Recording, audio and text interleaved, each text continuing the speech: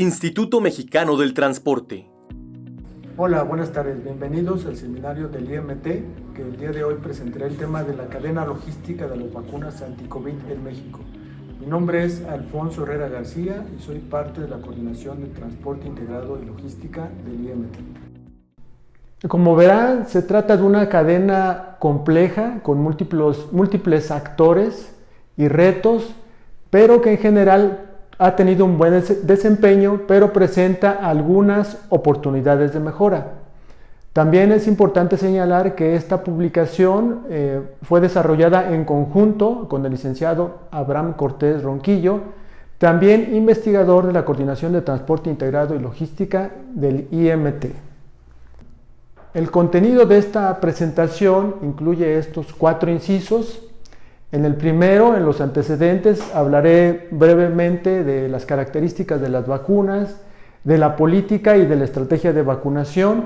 En el segundo tema, en la cadena logística, presentaré brevemente cuáles fueron los eslabones de esta cadena, los actores, sus funciones, interrelaciones, la distribución física internacional, entre otros. En el tercer tema, en los modelos de accesibilidad espacial, presentaré 3 modelos que fueron desarrollados. El primero muestra cómo es la distribución actual de vacunas y los otros 2 evalúan y presentan 2 propuestas de mejora. Y al final vendrán las conclusiones y recomendaciones respectivas. Muy bien, los antecedentes. Como ustedes recordarán, la mayoría de ustedes, en diciembre de 2019 apareció un nuevo coronavirus conocido como SARS-CoV-2 en China, que origina la enfermedad COVID-19. En México los primeros casos aparecieron poco después, en febrero del 2020, y las primeras defunciones en marzo. Desde entonces y hasta la fecha ha habido en el mundo alrededor de 760 millones de contagios. En ese mes de marzo, por cierto, la Organización Mundial de la Salud estableció que esta enfermedad de COVID-19 es una pandemia de importancia internacional. Y por lo mismo también recomendó en el ámbito a la comunidad internacional el desarrollo de vacunas para poder controlar la pandemia.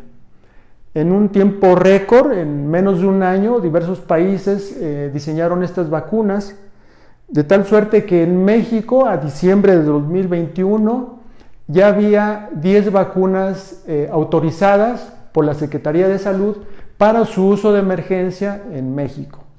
En particular, es la Comisión Federal para la Protección contra Riesgos Sanitarios, la COFEPRIS, la encargada de realizar estos análisis mediante 15 pruebas específicas a las vacunas, en las que se buscan 3 características importantes: que las vacunas sean seguras, de calidad y eficaces. Durante el primer año de la pandemia se autorizaron en México estas 10 vacunas que aparecen en este cuadro. Como vemos, en la última columna viene la fecha de autorización, fue desde diciembre del 2020 hasta diciembre del 2021. Una característica importante en cuanto a la logística de las vacunas es la cantidad de ellas requeridas para tener el esquema completo de vacunación. Por ejemplo, hay algunas vacunas que solo requieren de una sola dosis para este esquema, pero hay otras que podrían requerir hasta 3. Esto desde luego implica una complicación o costos adicionales en el esquema de vacunación. Las vacunas también son sensibles a la temperatura, tienen ciertos requerimientos para que tengan estabilidad. En caso de que no cumplan estos requerimientos de temperatura, se inactivan, es decir, pierden su eficacia. Observemos de estas 10 vacunas, al menos 7 de ellas solo tienen requerimientos de refrigeración, es decir, temperaturas de tan solo 2 a 8 grados Celsius. Sin embargo, hay otras 3 vacunas que requieren mayores requerimientos de temperatura.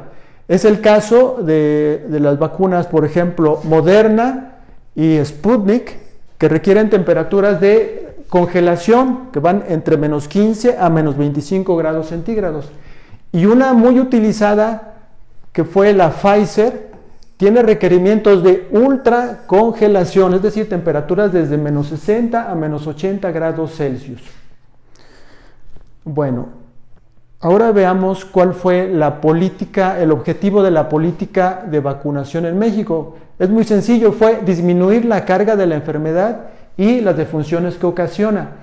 Para ello se establecieron 4 objetivos específicos. El primero fue vacunar a las personas más susceptibles a desarrollar complicaciones. ¿Quiénes son estos grupos? Bueno, los adultos mayores a 60 años. También por alguna razón este virus fue muy agresivo con las mujeres embarazadas. Fue otro grupo que se les dio prioridad, mujeres embarazadas después del 3er mes de gestación. Y desde luego también personas con comorbilidades, con padecimientos de diabetes o hipertensión. Otro objetivo fue reducir el número de hospitalizaciones y muertes.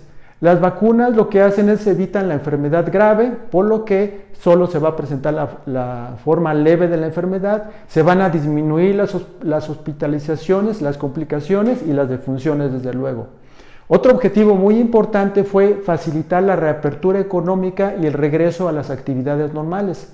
Recordemos que durante la fase crítica de la pandemia, las actividades no esenciales fueron suspendidas. Por ejemplo, el regreso a las actividades escolares es algo muy importante. Y por último, el objetivo específico número 4 fue generar la inmunidad que se conoce popularmente como inmunidad de rebaño, en la que no es necesario vacunar al 100% de la población, pero sí a un alto porcentaje, entre el 70 y el 80%. Pero ahora veamos cómo se concreta toda esta política de vacunación con la estrategia de vacunación, la cual incluye periodos específicos de tiempo, población objetivo de la vacunación y cantidades de vacunas. Aquí apreciarán las 5 etapas de vacunación iniciales, después agregaron otras que contienen esa información. Por ejemplo, personal de salud en la segunda etapa y personas mayores a 60 años, mujeres embarazadas, etc. Pero ¿cómo aterrizar estas etapas de estrategia de vacunación? O sea, ¿cómo llevar estas vacunas a toda la población? Para eso pasemos al siguiente tema, que es precisamente la cadena logística. Para su análisis establecimos un esquema mediante un diagrama de flujo en el que partimos desde la gestión gubernamental de las vacunas hasta aterrizarlo a los centros de vacunación en todo el país. Pero vayamos por partes. La gestión gubernamental inicia con 3 secretarías de Estado, la Secretaría de Relaciones Exteriores, la de Salud y de Hacienda. Es precisamente con la información de la COFEPRIS, que ya he comentado antes, que se definieron qué tipos de vacunas se podrían aplicar en México. Esa información se envió a la Subsecretaría de Asuntos Multilaterales y Derechos Humanos, de Relaciones Exteriores, para que con sus representaciones en todo el mundo tuvieran contacto con los laboratorios y farmacéuticas para ver no solo que existieran las vacunas, sino que hubiera disponibilidad comercial. Ya vimos antes que habían sido autorizadas 10 vacunas, pero en este momento solo 7 laboratorios podían ofrecer sus vacunas en forma comercial. Ya una vez avanzadas las gestiones, la Secretaría de Salud hizo los pagos a estos laboratorios a través del Fondo de Salud para el Bienestar, que es parte del INSABI, todo fondeado por la Tesorería de la Federación. Ya con esto, los laboratorios enviaron las vacunas a los aeropuertos más cercanos a sus instalaciones. Pero además, 2 laboratorios, AstraZeneca y CanSino, también pudieron ofrecer sustancia activa. La sustancia activa es un precursor de las vacunas que requiere un procesamiento de hidrolizado, de etiquetado, que se puede hacer en 2 laboratorios en México. Bueno, entonces veamos a qué aeropuertos se enviaron las vacunas y la sustancia activa. Fueron aeropuertos prácticamente en todo el mundo, en América, en Europa y en Asia. En particular, por ejemplo, en América provinieron de Estados Unidos desde Los Ángeles, Memphis, Chicago y Cincinnati. De Europa, de Buenos Aires llegó sustancia activa de la vacuna Astra.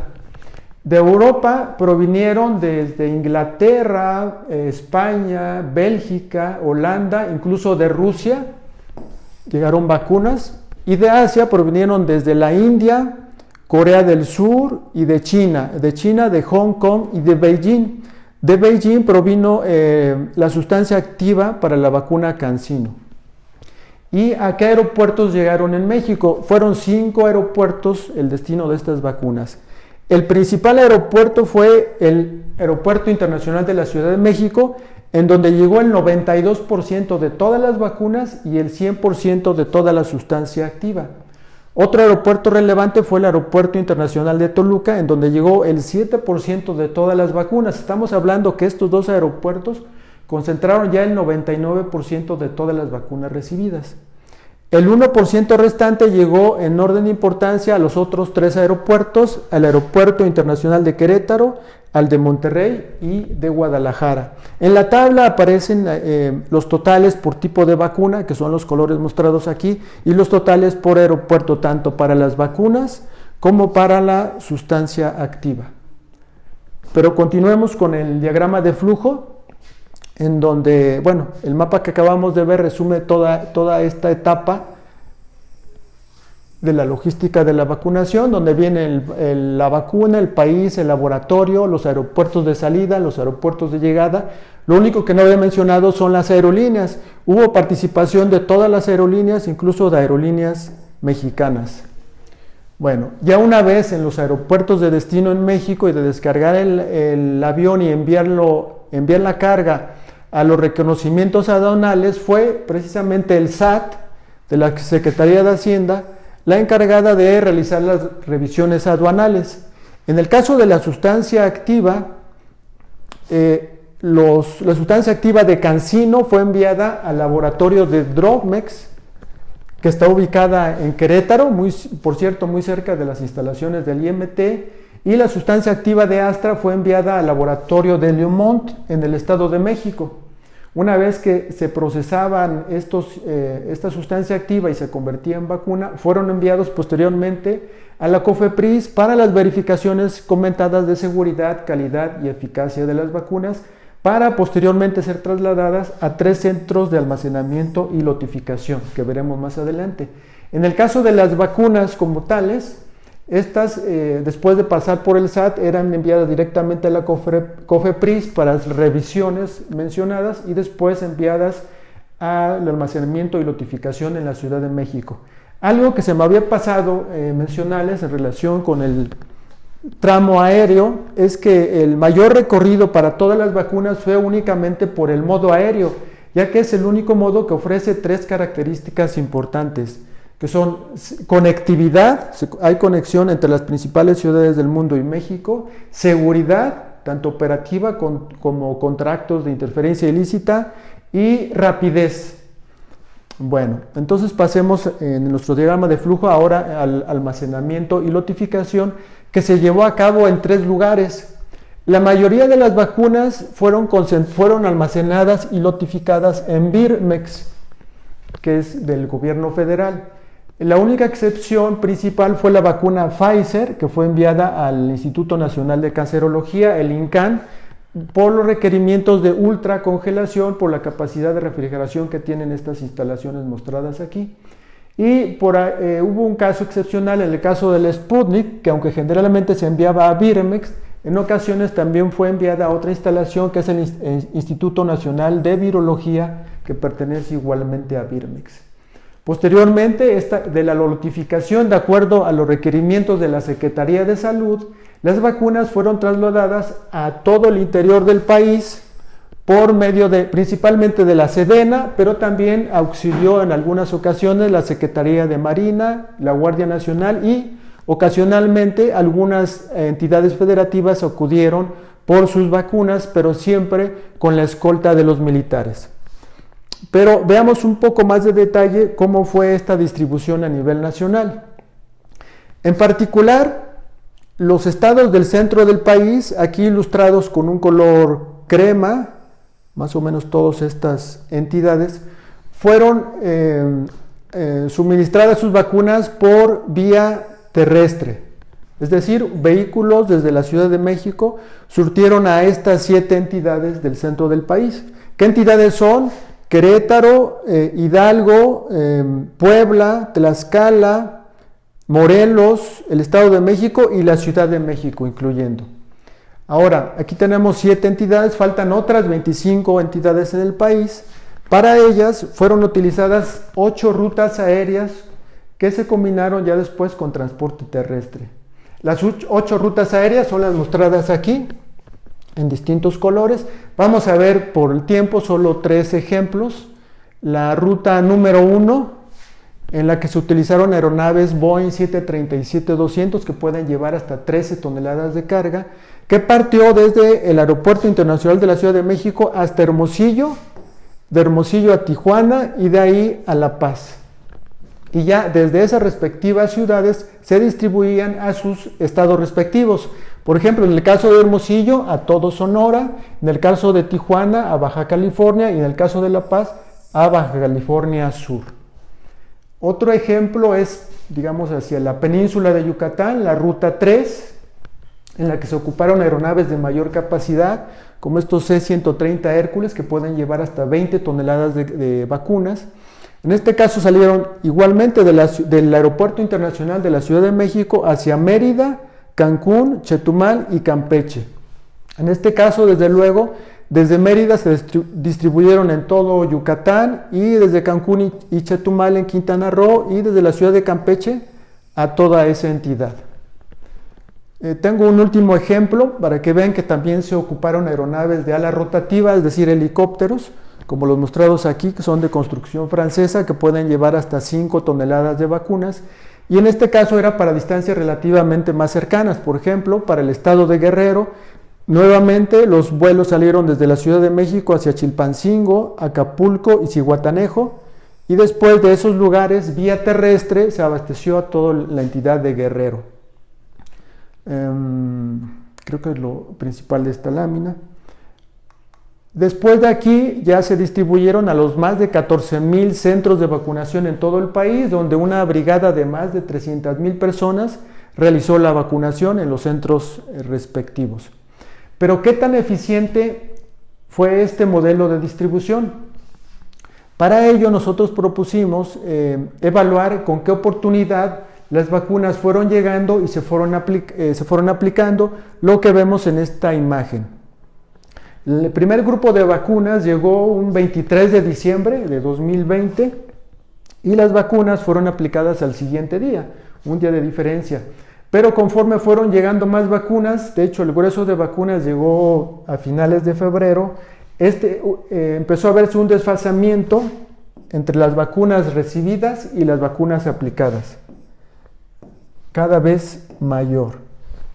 En la siguiente lámina se muestra precisamente este desfasamiento de las vacunas, de tal forma que para diciembre del 2021 ya el desfasamiento era del orden de 50 millones de vacunas, que es un valor significativo.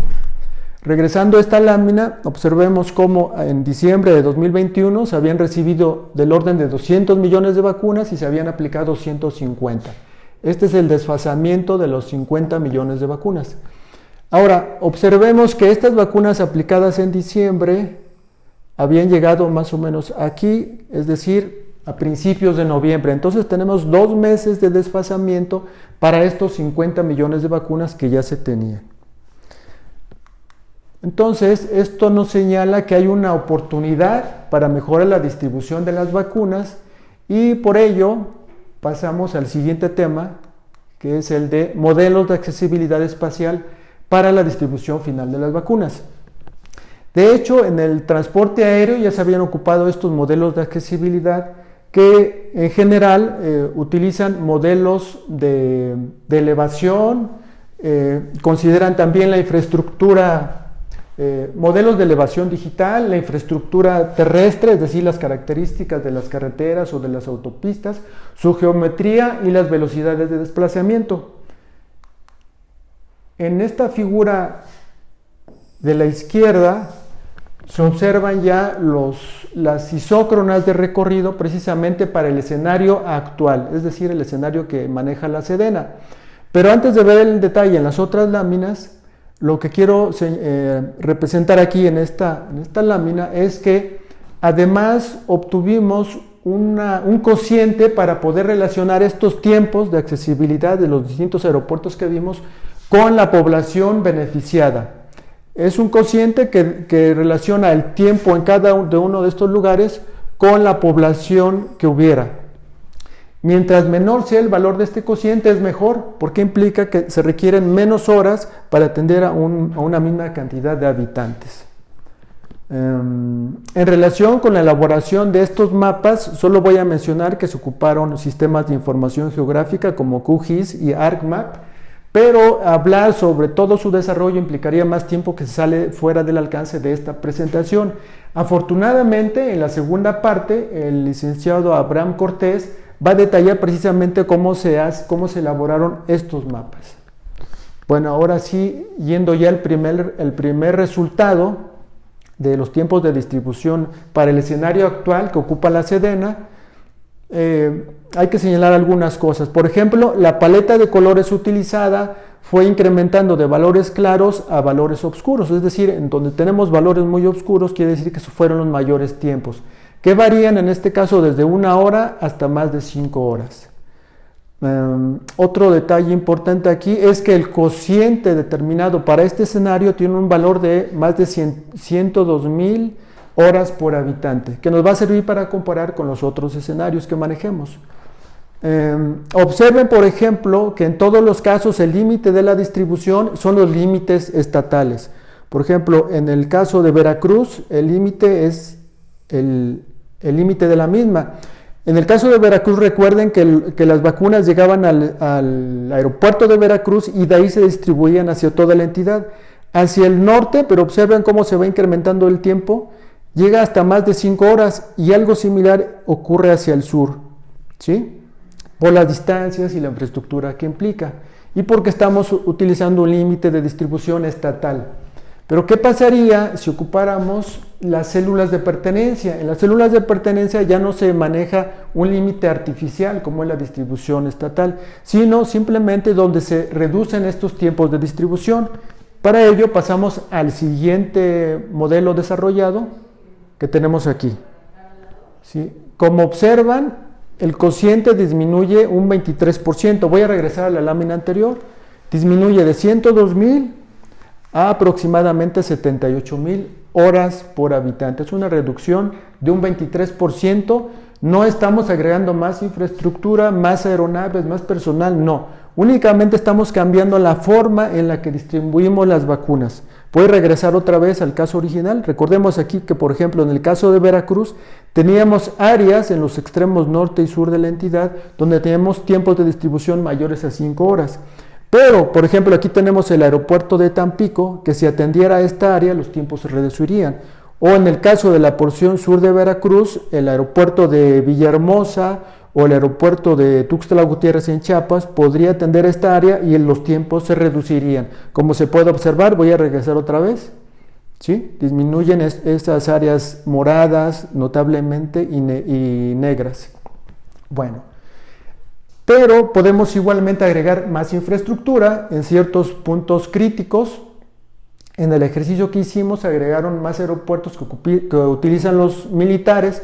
Por ejemplo, hay un aeropuerto aquí en Uruapan. Desde luego, al incorporarlo en la siguiente lámina, pues van a disminuir los tiempos de distribución, ¿sí? Ya en esta tercera opción, que disminuye un 29% en comparación con la inicial, sí hay más infraestructura, pero a cambio reducimos los tiempos de distribución.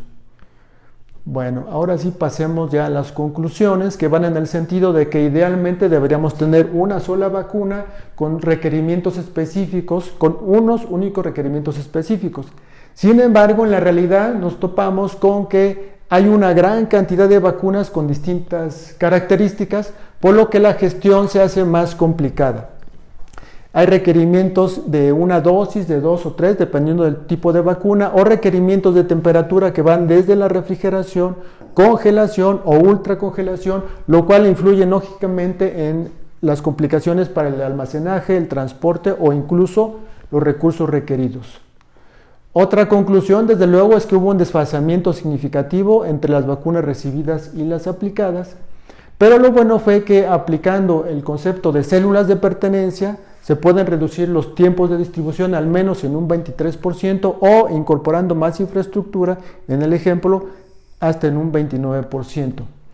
Estos mismos modelos desarrollados ofrecen una oportunidad de realizar una exploración visual, observar qué áreas son las más oscuras, donde se podría incorporar nueva infraestructura, y el cociente establecido también nos cuantifica los beneficios. Desde luego esto implica un reto administrativo, porque tendremos que pasar del concepto de manejar todo centralizado o vía estatal a un concepto de células de pertenencia que es distinto. Y por último, hay otras propuestas de mejora relacionadas con una descentralización de la distribución de las vacunas. Recordemos que hasta ahorita, desde la ICM, partía toda la distribución nacional y las vacunas en el aspecto internacional, aunque no todas, sí un alto porcentaje, más del 92% se concentraba aquí, al igual que los servicios de la Secretaría de Salud para las revisiones o de almacenamiento y lotificación se concentraban en 2 lugares prácticamente. Entonces la propuesta es descentralizar nacionalmente al, por ejemplo, permitir que Docmex, que se ubica en Querétaro y que ya tiene capacidad de almacenamiento, solo se le añadan los requerimientos de la COFEPRIS para que desde este lugar se distribuya, por ejemplo, al Bajío. Algo similar sería para el laboratorio de Leomont y para los aeropuertos de Monterrey, que distribuirían en la parte norte, o de Guadalajara, que distribuirían en el occidente del país.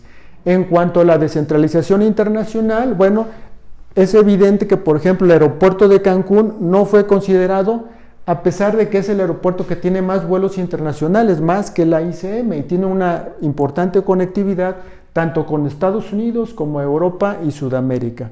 Y por último, desde luego, tenemos el caso del AIFA, del Aeropuerto Internacional Felipe Ángeles, que no ha sido utilizado y que tiene una gran capacidad para el manejo de carga y desde luego sería una buena opción para las vacunas. Estas ya son las referencias, es la publicación técnica 686, que describe casi todo lo que acabo de comentar ahorita, o la 323, que habla sobre accesibilidad espacial. Pues por mi parte es todo, gracias por su atención. Aquí vienen los datos de contacto en todo caso. Instituto Mexicano del Transporte.